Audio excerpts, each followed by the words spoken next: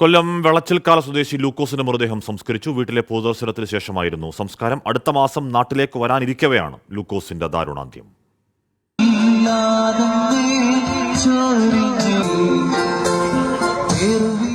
കൈനിറയെ സമ്മാനവുമായി അച്ഛന്റെ വരവ് പ്രതീക്ഷിച്ചിരുന്ന ലിഡിയയുടെയും ലിൻസിയുടെയും മുന്നിലേക്ക് എത്തിയത് ലൂക്കോസിന്റെ വിയോഗ വാർത്തയാണ്.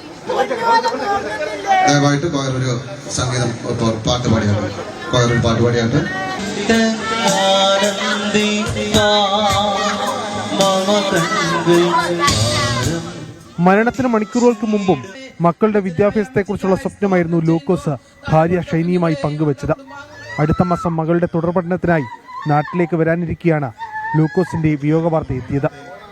മോർച്ചറിയിൽ നിന്ന് രാവിലെ വീട്ടിലെത്തിച്ച മൃതദേഹത്തിൽ നൂറുകണക്കിന് പേർ അന്ത്യോപചാരം അർപ്പിച്ചു.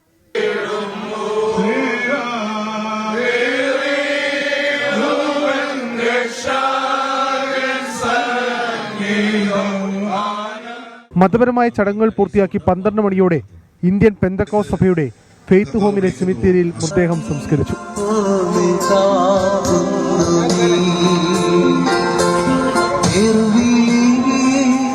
24 കൊല്ലം.